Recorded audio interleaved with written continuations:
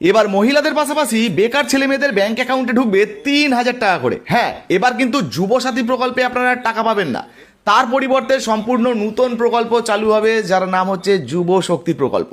তবে এই যে যুব শক্তি প্রকল্পে 3,000 টাকা করে আপনাদেরকে দেওয়া হবে প্রত্যেক মাসে। এই যে দেখুন, যুব শক্তি ভরসা কার্ড, 3,000 টাকার আর্থিক সহায়তা প্রতি মাসে প্রত্যেক যুবককে।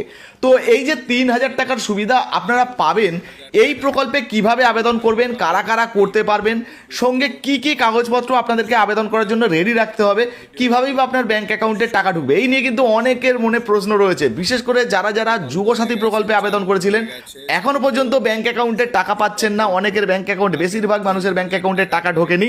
এবার তারা কিন্তু চিন্তা করবেন না, নতুন প্রকল্প চালু হচ্ছে, কবে থেকে চালু হওয়ার সম্ভাবনা রয়েছে সেটাও জানাবো, এবং এই প্রকল্পে কিভাবে আপনি টাকা পাবেন সেটা জানাবো।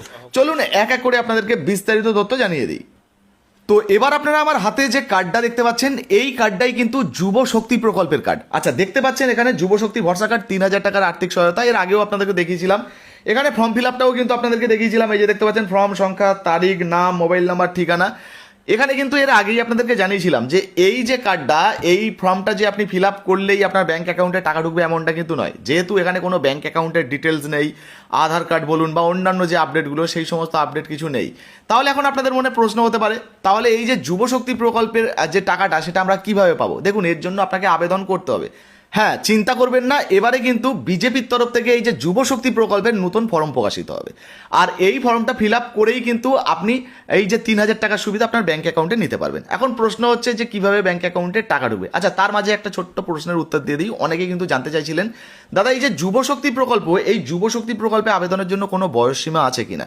তো আপনাদেরকে জানিয়ে দিই, যারা শিক্ষিত বেকার ছেলেমেয়েরা রয়েছেন, তো এখানে যুবকদের কথা বলা হয়েছে আর কি।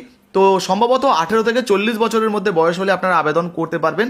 আর শিক্ষাগত যোগ্যতা কত লাগবে, সেই সঙ্গে বয়সটা কত লাগবে, নতুন গাইডলাইন কিন্তু শীঘ্রই আসতে চলেছে। আমাদের কাছেই সর্বপ্রথম আসবে। আপনারা কিন্তু এখনো পর্যন্ত যারা আমাদের ছোট্ট পেজটাকে ফলো করেননি, অবশ্যই ফলো করে পাশে থাকুন।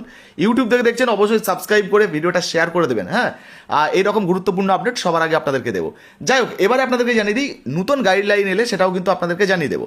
কি কি ডকুমেন্ট লাগবে না লাগবে সেগুলোও কিন্তু একদম পরিষ্কার জলের মতো আপনাদেরকে বুঝিয়ে দেবো। আচ্ছা, আরেকটা বিষয় আপনাদেরকে জানিয়ে দিই, অনেকে যেটা জানতে চাইছিলেন যে দাদা এই ফর্মটা যে আমরা যে ফিল আপ করবো, টাকা কীভাবে ব্যাংক অ্যাকাউন্টে ঢুকবে। দেখুন, যখনই আপনাদের সামনে ফর্ম আসবে, যেমন আপনারা বিভিন্ন ক্যাম্পে বলুন বা বিভিন্ন জায়গায় অন্যান্য প্রকল্পের আবেদন করেছিলেন, একইভাবে এই প্রকল্পেরও আবেদন হবে।